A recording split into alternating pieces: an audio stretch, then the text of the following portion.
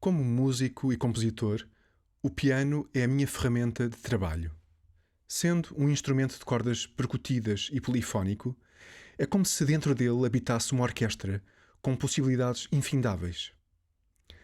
Na música que escrevo, consigo escutar os sons mais antigos da civilização humana, presentes na dança, no canto, no teatro ou no cinema. Como desenhador, tenho traçado muitos caminhos, que vão do papel às atuações ao vivo, com músicos, atores e bailarinos. E o computador, com a caneta digital, tem-me permitido dialogar com outros instrumentos, partilhando gramáticas de tempo, estrutura, textura, abstração e emoção. Dos nossos espetáculos conjuntos, na conversa entre instrumentos, nasceu a vontade de partir à descoberta dos primeiros sinais sensíveis da presença humana no universo.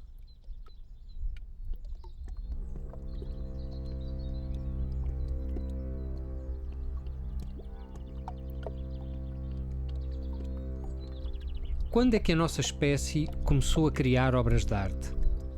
O que é que sabemos dos humanos que fizeram os primeiros desenhos nas rochas? Qual foi a necessidade que os levou a criar? Será pelas mesmas razões porque hoje fazemos desenhos, livros, filmes e canções?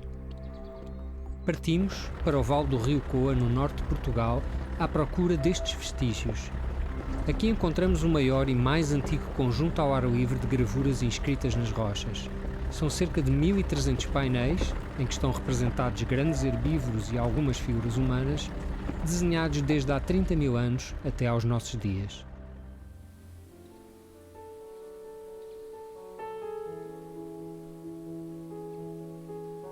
A história da arte pode ser apresentada como um álbum de família, ligando toda a humanidade. Quando começamos a criar obras de arte? Quem são ou foram os nossos antepassados? Nas gravuras rupestres, conseguimos traçar uma ligação entre expressões artísticas dos últimos 20 mil anos.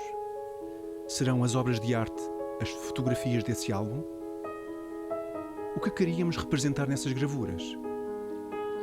Qual a função da arte? Das máscaras às selfies, das sombras ao espelho, dos ícones aos tags, continuamos a representar-nos neste grande álbum e a deixar uma marca da nossa existência.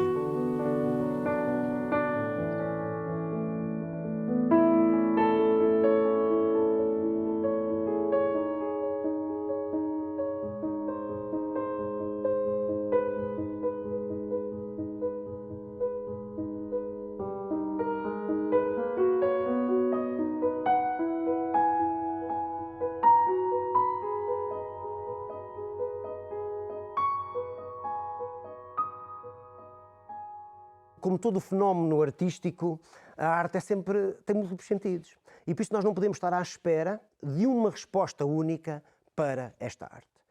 Estamos a falar aqui de 20 mil anos de arte rupestre, 30 mil anos de arte rupestre, mas as sociedades mudam, porque o seu contexto muda, as pessoas mudam, e por isso há uma evolução, e por isso certamente que a arte não teve sempre o mesmo sentido. E esse sentido foi evoluindo. É um facto que sabemos que aqui, entre os 25 mil e os 10 mil anos antes do presente, temos mais ou menos os mesmos animais, com percentagens diferentes, mas o próprio estilo evoluiu. Acho que havia uma especialização, e isso é muito evidente no próprio traço, na própria arte. As representações claramente não são feitas por qualquer membro do grupo. Isso percebe-se pela qualidade estética das figuras, pela regularização das próprias representações. Há quase uma espécie de escola de arte dentro da arte paleolítica. Na técnica da arte temos muita informação, e temos informação até quase algumas vezes para saber que são as mesmas pessoas que fizeram, e isto é extremamente importante. E uma das questões fundamentais da arte paleolítica é esta questão da escola, de artista, de mão. Eu acho que é importante, porque a técnica podemos chegar muito perto realmente de reconstituir como é que foi feito. E eram pessoas que treinavam o desenho e a pintura antes de o executarem nas paredes, não é? Os movimentos, ninguém consegue desenhar um cavalo como os cavalinhos filiformes da Ribeira de Piscos, com cascos, com joelhos, com detalhes anatómicos, sem ter treinado muito antes de lá chegar. E isso tem que ser apreendido, não só os motivos que são representados, que são iguais para todo o território europeu, o que demonstra também a importância destas figuras dentro destas sociedades, destas comunidades, mas a forma que elas são feitas, que são executadas, as representações seguem um padrão. Serão então as representações destes animais retratos do estilo de vida dos nossos antepassados do Paleolítico? Os retratos existem na cultura humana desde sempre. E não estou a falar simplesmente de representações realistas da nossa face. Acredito, por exemplo, que os stencil das mãos humanas que foram feitos nas rochas um pouco por todo o planeta há 20 mil anos são retratos individuais e coletivos das pessoas que os fizeram. De resto, esta técnica de representar através da sombra ou do contorno é-nos apresentada como explicação para o nascimento da pintura no primeiro tratado de pintura escrito por Plínio, na antiga Roma. Segundo ele, uma mulher teria traçado a silhueta do seu amante, que partia para a guerra, contornando a sua sombra projetada na parede. Com isto, guardou a imagem dele na sua ausência. E é isso, provavelmente, que a nossa espécie tem feito com a arte do retrato ao longo dos séculos. Guardar a memória da nossa própria imagem e daqueles que nos são significativos. São os nossos retratos da família humana. Mas todos sabemos hoje que nos podemos representar a nós e aos outros das mais diversas formas. Das selfies à caricatura, do livro da nossa vida à canção preferida, do inseparável amuleto da sorte ao símbolo religioso. Voltando a estes retratos de grandes animais gravados nas rochas do Val do Coa, que nos dizem eles das pessoas que os fizeram? Quando nós olhamos para essas figuras, eles já nos estão a olhar. E tem há uma expressão ali quase humana de melancolia e de tristeza, quase como se representassem, enfim, como se a presa olhasse para o predador com um ar triste e melancólico. E aquilo é uma expressão humana que quiseram imprimir naquela representação ou naquelas representações. Mas quem o colocou lá foi quem o desenhou foi o caçador, não é? Foi o homem. Portanto, o que é que o homem quis que se visse daquele animal? O que é que aquele animal estava a pensar? Não sei se estão a perceber. O que é que o homem quis transmitir de sentimento àquele animal que olha para trás e está a olhar para qualquer coisa? Desde as primeiras representações artísticas que os animais estão presentes como metáfora ou alegoria. Por que é que usamos os animais para nos retratarmos?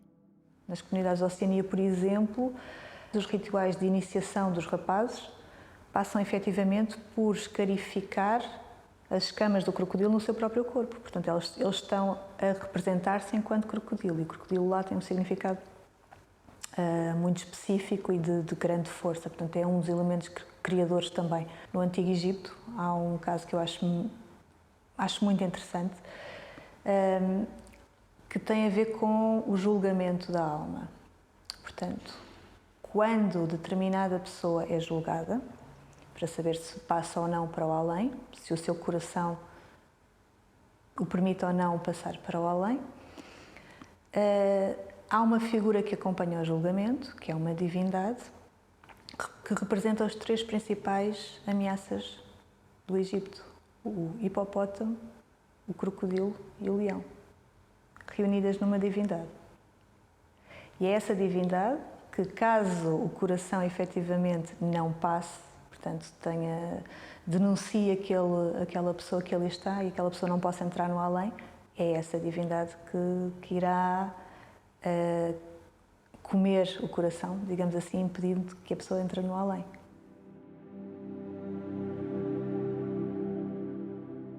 Na transição do Paleolítico Médio para o Superior, houve uma repentina mudança nas atitudes humanas para com o mundo natural. Surge também a primeira evidência de rituais fúnebres e práticas religiosas. Como nos apropriamos da figura animal no ritual da morte?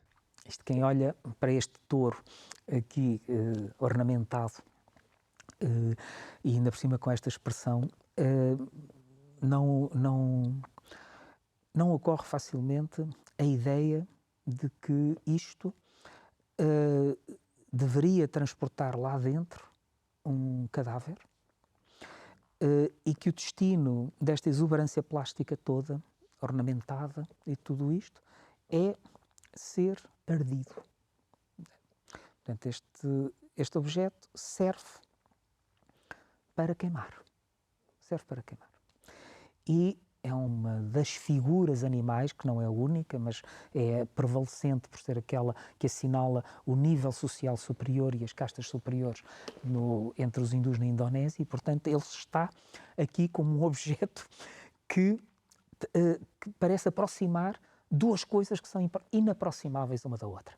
Que é, por um lado, o pavor da morte e dos aléns todos a que escatologias todas nos conduzem, e, por outro lado, qualquer coisa aqui que parece quase de corso carnavalesco, qualquer coisa que parece quase do riso e da troça e da festa. Ora, nós olhamos para este objeto e surpreende-nos que a morte possa servir a uma festa de tal exuberância.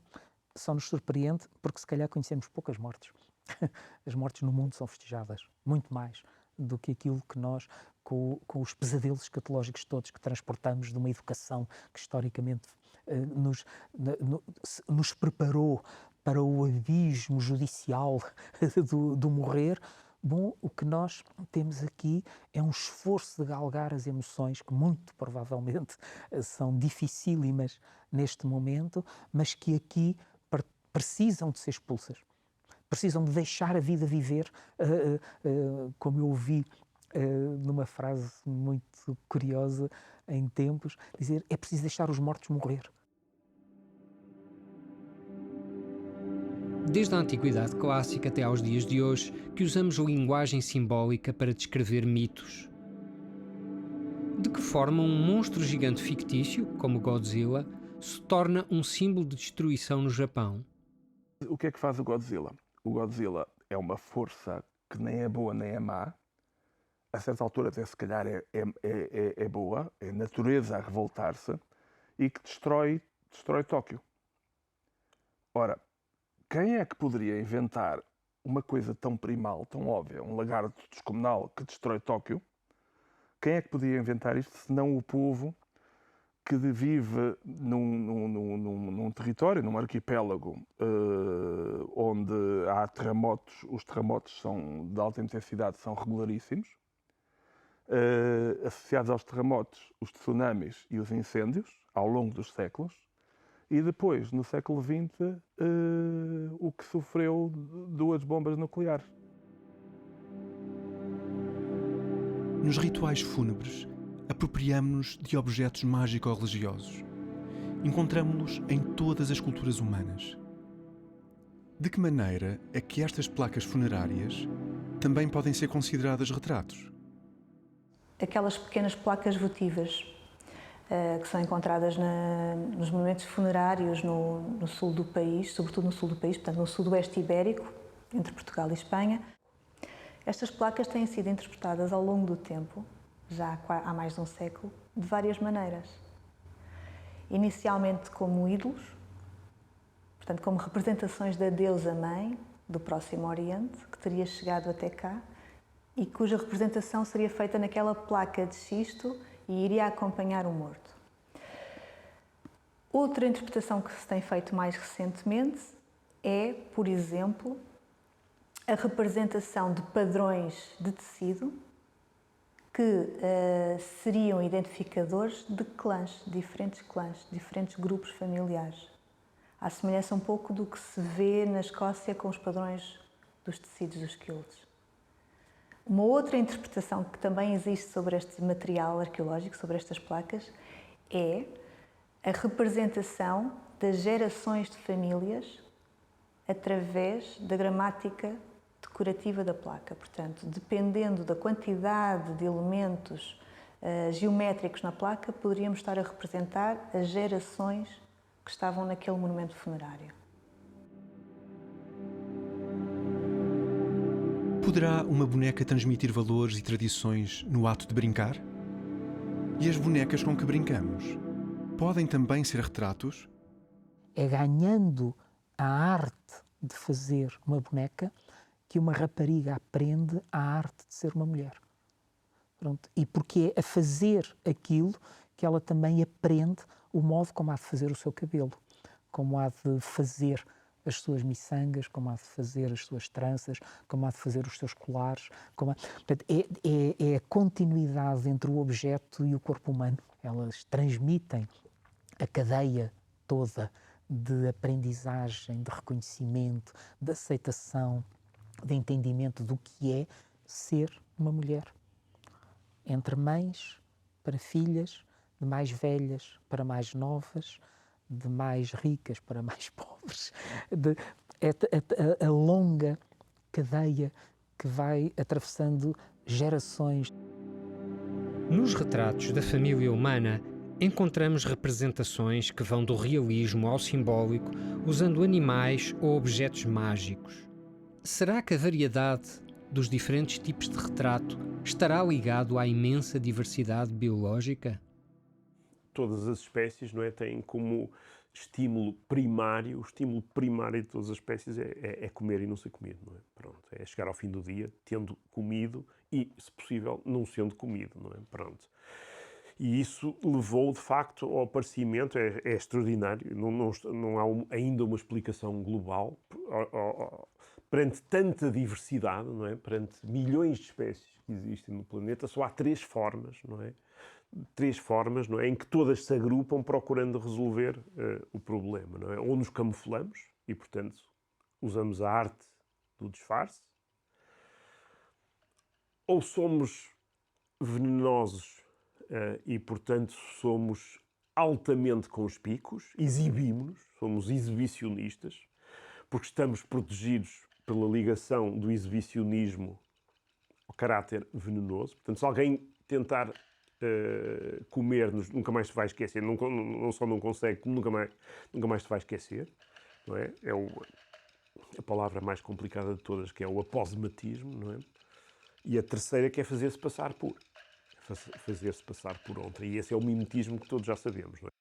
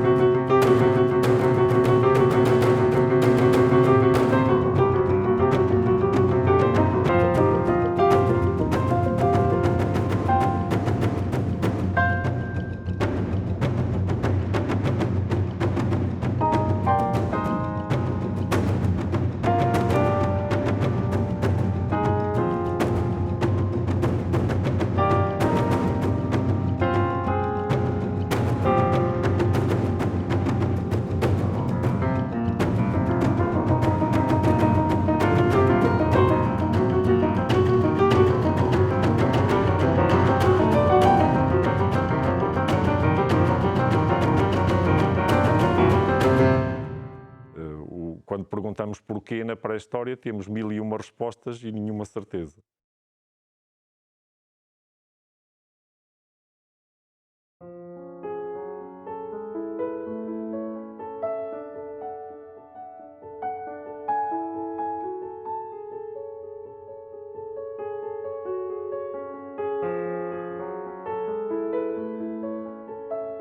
Que histórias nos contam os desenhos gravados nas rochas há 20.000 anos atrás? Que acontecimentos, mistérios e magias se partilhavam à volta da fogueira?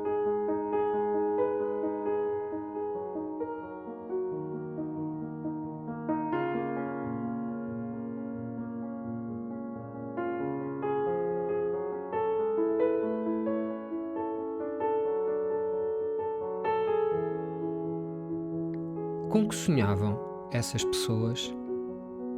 O que desejavam? De que é que tinham medo? Que melodias cantavam? Que danças faziam?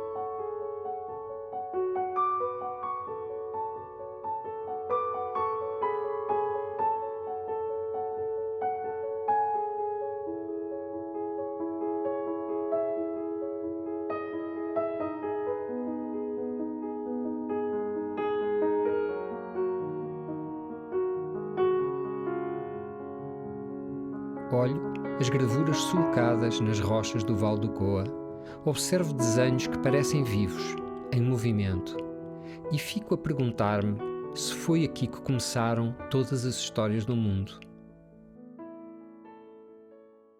O que estamos aqui a falar é de uma forma moderna da representação do movimento, é a decomposição do movimento, é a forma que dá origem ao cinema. Não é?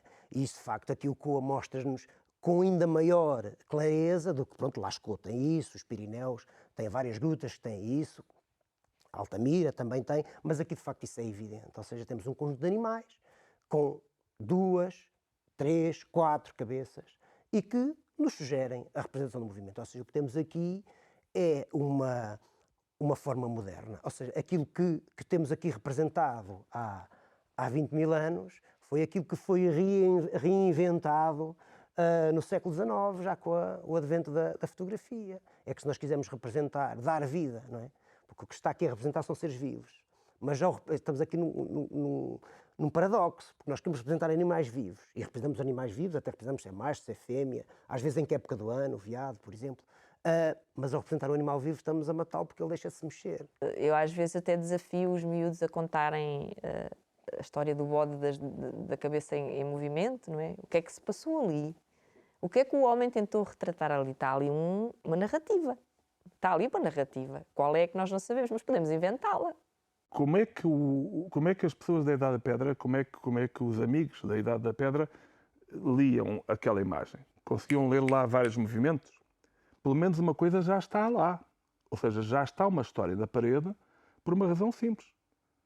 Porque aquela imagem representa um animal que não está ali naquele momento. Portanto, isto é a invenção do tempo deslocado. É a invenção do presente e do futuro. Qual a importância da repetição? Os ciclos da Terra estão presentes desde a origem da humanidade. O dia, a noite, os ciclos lunares, as estações do ano, as colheitas, as fases da vida, passado, presente e futuro.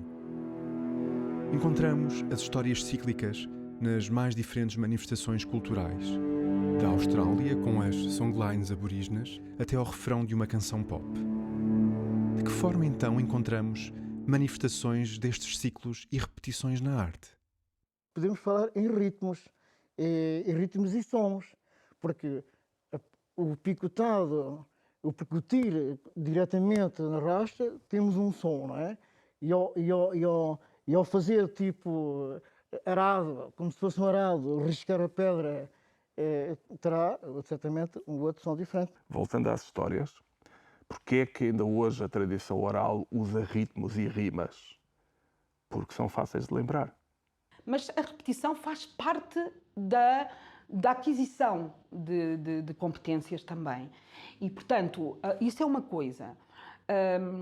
Por outro lado, a própria repetição como forma de aprendizagem, repetição como forma de estabilizar o que se quer comunicar. Obviamente que a gente também liga muito a questão da repetição à criação, por um lado, de estados de segurança. No caso das canções em Embalar, eu acho que há ali um acompanhar, porque a criança, quando tem dificuldade de adormecer, é uma questão orgânica, né? Vai estar tudo bem, está tudo bem, né? Está tudo bem, está tudo bem.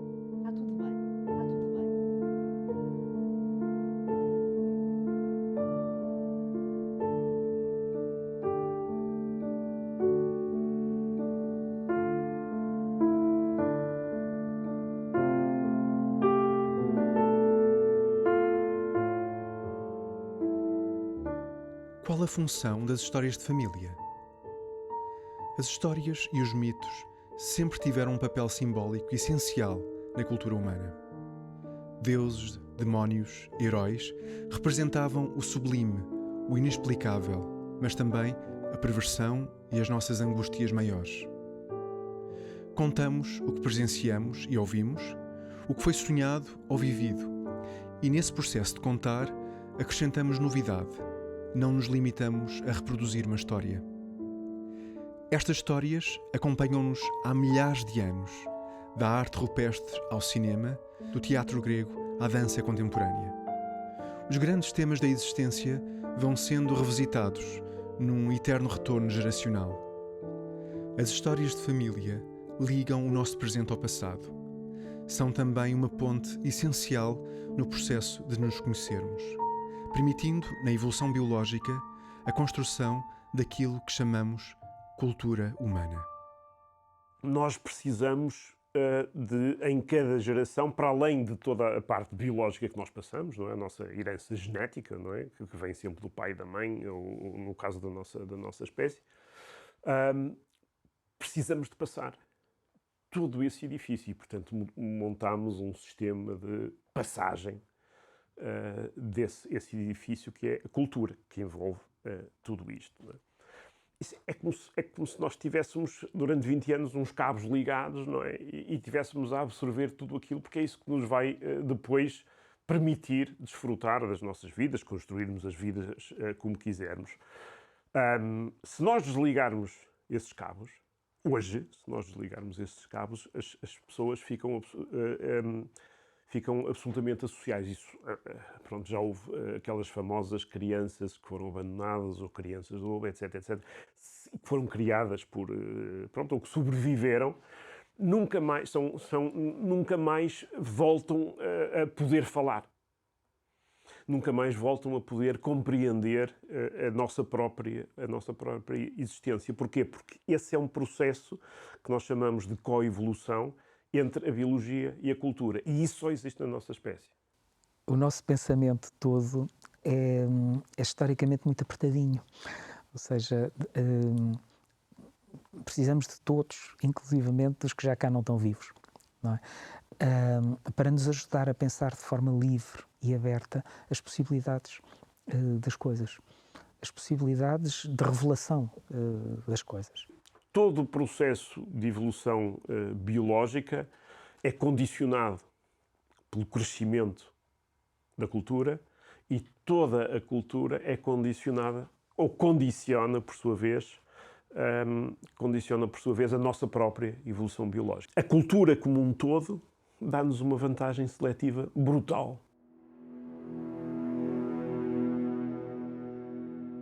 Será então que começámos a contar uns aos outros as nossas histórias porque isso nos dava vantagens sobre as outras espécies? Porque nos permitia passar conhecimento de geração em geração sobre técnicas de caça, os ciclos da natureza ou como cuidar dos enfermos? Ou será que também começámos a inventar histórias para explicar as muitas coisas que não percebíamos, como o mistério do movimento dos astros ou as mudanças meteorológicas? Todas as comunidades, todos os grupos culturais têm sempre uma explicação de como é que o mundo surgiu. Este é um ponto que nos une. Porque é que nós precisamos de saber como é que o mundo surgiu? Como é que nós estamos cá? Leva-me, de facto, a pensar que a origem está sempre muito mais para trás do que a gente imagina. Quantas vezes as origens já começaram e a gente não percebeu? Eu acho que quando a gente está aqui a falar de uma arte, digamos, universal e que atravessa épocas históricas, eu acho que há, de facto, um eu coletivo onde o artista foi intermediário. Foi intermediário com a sua identidade, não há dúvida, mas já há essa interpretação do mundo e por isso é que ela ainda nos diz tanto, tenham decorrido o tempo que decorreu. Para mim, o contar histórias é uma tentativa de encapsular o mundo, de encapsular todos os aspectos da condição humana num objeto portátil. Portanto, o que acontece com as histórias é que são portáteis. Mesmo quando são escritas ou desenhadas numa parede, essas histórias são portáteis porque viajam através do tempo. Ora, eu quando vejo alguns objetos e algumas expressões artísticas, e podemos ir exatamente para as mais óbvias, portanto, para a arte rupestre, por exemplo, ou quando vamos para situações como essa, nós percebemos que é exatamente, se calhar, o facto experimental de se ter iniciado uma cadeia de inscrições que, pela sua dinâmica lúdica, pelo encantamento que produziu a revelação do que é que se acabou de fazer, que terá gerado ali um turbilhão, uma dinâmica quase imparável de continuar, até tornar quase obsessiva a descoberta do que é que a pessoa efetivamente quer ir fazendo mais para além daquilo que já fez. Pronto. E isso é um processo de nascimento. Mas o movimento é sempre humano. É um movimento de queda, é um movimento de ascensão, é um movimento de superação dos problemas, é um movimento de atrevimento e recompensa pelo atrevimento, o atrevimento e punição por esse atrevimento. E, portanto, aí temos as variantes. Portanto, uma história, para mim, ganha luz quando se arredonda como um mito. Para mim, a definição de mito é uma pedra que cai no ribeiro e é trabalhada, vai sendo alisada, vai sendo arredondada pelo tempo e pela água.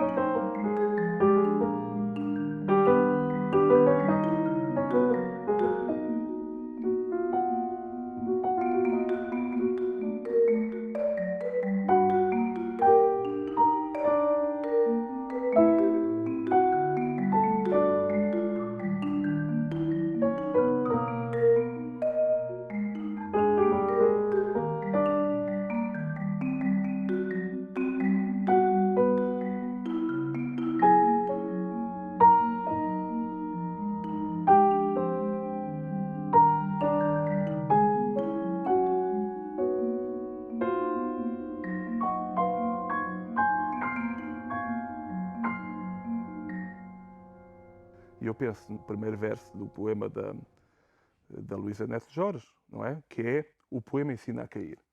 E podemos dizer aqui a arte rupestre ensina a cair.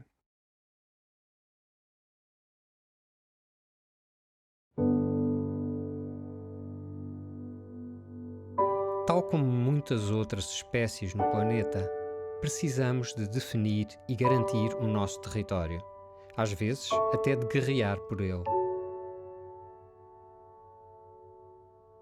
Serão os desenhos, canções, danças e histórias uma forma de demarcar esse território individual e coletivo? Da bandeira ao grafite, do hino ao toque de telemóvel, como e por que escolhemos objetos artísticos para representar o nosso lugar no mundo? Escavamos o território que herdamos à procura de respostas. Como é que a vida dos nossos antepassados de há 20 mil anos nos pode ajudar a perceber quem somos hoje? Nós acreditamos que, sobretudo nos verões paleolíticos, o Coa fosse uma espécie de armadilha natural, não é? Onde os animais tentavam beber água e atravessar o rio para seguir a sua migração sazonal. E, pelo menos aí há uns 36 mil anos, daquilo que sabemos neste momento, os primeiros sapiens chegaram aqui, viram que havia um ajuntamento anormal de animais que não existiam noutros sítios, tiveram sorte na caça, se calhar caçaram alguns desses grandes herbívoros e desenharam-os nas paredes para reconhecerem facilmente o local da grande caçada na próxima temporada. O Val do Coa consegue ter uma diferença. Os próprios fundos, a zona do fundo do Val chega a ter diferenças de 10 graus de temperatura dos planaltos para o fundo do Val. Isso permitiria, por um lado, não só ter um ecossistema que se desenvolvia muito mais cedo do que as zonas de planalto, e, portanto, toda a recoleção das bagas, da vegetação, seria bastante mais cedo. E o acesso fácil às zonas de planalto, que quando os degelos se davam, criaria melhores pastos, portanto, os grandes herbívoros mais facilmente acederiam e teriam aí alimento e, portanto, mais fácil seria também caçá-los. Podemos dizer que o Coa, nos verões paleolíticos, era uma espécie de Serengeti da Europa, só que em vez de ter gnus e zebras a tentar atravessar o rio e crocodilos à espera, aqui os crocodilos tinham 2 pernas e lanças na mão, e os gnus eram os auroques e os cavalos que vinham beber água ao rio ou tentar atravessar o rio. E quem eram no Paleolítico essas pessoas que passavam e permaneciam temporadas no Val do Coa? Como é que elas usufruíam da fertilidade deste lugar? Aqui eram mais bandos familiares, que podiam ter 20, 30 indivíduos. Podia haver grupos mais numerosos, mas não era fácil, porque arranjar comida vivendo da recoleção e da caça para 100 ou para 200, tinha que haver uma abundância extrema de alimento, tanto de vegetais, de frutos, de sementes, como de animais. Não é? É que um animal deste porte não só daria alimento para o grupo de 25, 30 pessoas, imaginemos um auroque, daria muito alimento, muita abundância, mas também muita matéria-prima que era utilizada para o seu dia-a-dia, nomeadamente as peles, os ossos eram aproveitados, os chifres, os tendões, que eram feitas cordas com os tendões destes animais, as peles seriam usadas não só para se cobrirem, mas também para as tendas. Mas seriam estes materiais locais suficientes para as atividades cada vez mais complexas destas pessoas? Recolheriam elas materiais diferentes nas suas deslocações cíclicas por outros territórios? Seriam essas matérias objeto de troca entre grupos diferentes que se cruzavam nos verões férteis do Val do Coa? Isto também é revelado precisamente pelo aparecimento de uma matéria-prima aqui no Coa que não existe localmente, nem regionalmente, que é o sílex, mas que aparece no raio de 200 km daqui. E no mesmo nível de ocupação encontramos sílex proveniente de vários pontos. Isso demonstra que haveria contactos com outros grupos. E o que se pensa hoje em dia é que o Coa pode ter sido um ponto de aglomeração de grupos em determinados momentos. Há um colega meu que diz com uma certa piada, o Mário Reis, diz com uma certa piada que a primeira União Europeia ocorreu no Paleolítico Superior e durou 30 mil anos.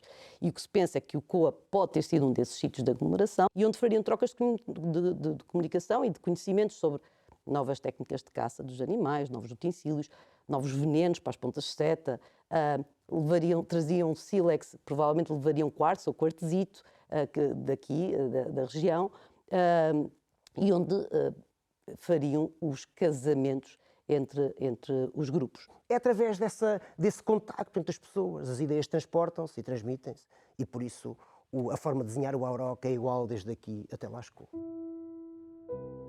Nas manifestações artísticas mais ancestrais, encontramos o indivíduo num lugar coletivo, presente quando escutamos uma canção antiga, um romance tradicional ou quando observamos uma rocha plena de gravuras. A arte como uma espécie de subconsciente coletivo. Cantamos quando nascemos e quando morremos, do berço à cova, no amor, no trabalho, nos cantos sociais e políticos, nos ciclos da terra. Na religião, a música e a dança desempenham uma função primordial na liturgia cerimonial, congregando o coletivo num lugar de pertença. A cultura, como território, é o lugar da grande família humana. Poderá um objeto artístico circunscrever um território e dar pistas sobre as práticas desse grupo? Como, através do tempo, nos apropriamos destes lugares de família? A cultura é sempre associada a uma expressão, não é? Ela até expressa de algum modo. Um exemplo muito simples, o figurado de Barcelos define um território. O figurado de Estremoz define aquele território. É um microterritório, é verdade. Mas tal como este exemplo, existem depois na arqueologia e na pré-história gramáticas decorativas na cerâmica, por exemplo, ou tipologias de objetos líticos que só existem naquele território mais alargado. Nós hoje em dia temos antas que foram transformadas em capelas. A memória daquele espaço enquanto um espaço sagrado, ou seja, o significado que foi atribuído àquele espaço, mantém-se até hoje. Há, efetivamente, por um lado, locais ou objetos que têm um significado específico, uma simbologia que perdura até hoje, nós vemos isso. Por exemplo, Foscou é um caso muito engraçado, se pensarmos que, para além de ser, efetivamente, um local maravilhoso no Paleolítico e, efetivamente, poderá ter funcionado como santuário, foi posteriormente introduzido na Rota dos Caminhos de Santiago. Portanto, continua com esta vocação espiritual, não é? Até muito recentemente. A arte tem esse poder único de unir as pessoas, de falar uma só linguagem, de falar um mesmo território. E quando digo território, é uma perspectiva muito mais alargada. Mas também os objetos podem marcar um território. Poderá este tambor de Cabinda, costa da África Ocidental, comunicar de forma precisa através do espaço e do tempo? Se nós fizermos o exercício de lhe dar uma pancada seca, parece que acendemos uma vida lá dentro, uma alma que afinal estava lá escondida e que fala cá para fora. É exatamente isso. Isto é uma alma e isto fala. Esta peça está geralmente pendurada de um tronco e é percutida com duas massas, que na ponta tem uma resina, não é? E esta peça tem 2 tons, o que permite modular o que é transmitido. E isto está feito de tal maneira que, tanto quanto sei, chega a propagar-se o som a mais de 10 km. Ou seja, é possível, de facto, com grande rapidez, por relé, ir transmitindo a uma velocidade enorme uma mensagem, digamos, pela selva, muito rapidamente. Mas para fazer isto, não basta haver um tambor. Para haver isto, é necessário esta coisa que está aqui inscrita. É necessário que haja um ouvido que o ouça. E não é apenas que o ouça no tímpano. É necessário que o interprete, que perceba o que é que ouviu. De que forma é que as matérias-primas existentes no território podem ser trabalhadas como objetos simbólicos? Na obra do escultor popular Franklin Vilas Boas, os troncos e raízes que encontrava na praia, afeiçoados pela erosão e pela água, eram o ponto de partida para a sua invenção criativa. Como acontece este encontro com a matéria, o simbólico e o imaginário? Os objetos todos guardam profundamente na sua fisicalidade e na sua plástica a memória de uma coisa natural, do tronco que deu à costa depois de ter sido rolado e empurrado pelas torrentes do rio que desaguou perto daquela praia. Ou seja, há uma longuíssima história de afeiçoamentos que a natureza trouxe ali uma data de coisas que num troço do seu trajeto apanha um indivíduo que na sua singularidade não só viu um potencial de sobreinscrição neles de qualquer coisa, como sentiu que essa sobreinscrição descobria no próprio trabalho de a fazer, descobria um caminho para se continuar e que resultava numa coisa que ganhava alguma autonomia e que puxava seguramente a ele também. Alguma coisa nos arrasta de um som para outro som, de uma tonalidade para outra tonalidade. E isto também acontece com as palavras, também, não é? Quantas vezes uma única palavra, de repente, nos faz criar uma associação com qualquer outra coisa e a gente sabe que o que aconteceu ali nos vai levar a uma viagem qualquer. Mas eu imagino o que é que poderia ser para aquelas pessoas a simples emissão de um som que, quando eles têm consciência que é o deles, que eventualmente será até mais grave e que se aproximará dos sons graves que eram feitos quando o vento passava ou quando havia as tempestades e que eles reconheciam como algo de superior. Portanto, a palavra, para mim, a nível inicial, é tudo isto. Se eu tenho medo quando este tipo faz este som, eu se calhar também posso fazer o mesmo som para me ter medo. Ou posso fazer, e a certa altura esse som torna-se comunicativo e depois esse som torna-se ritual.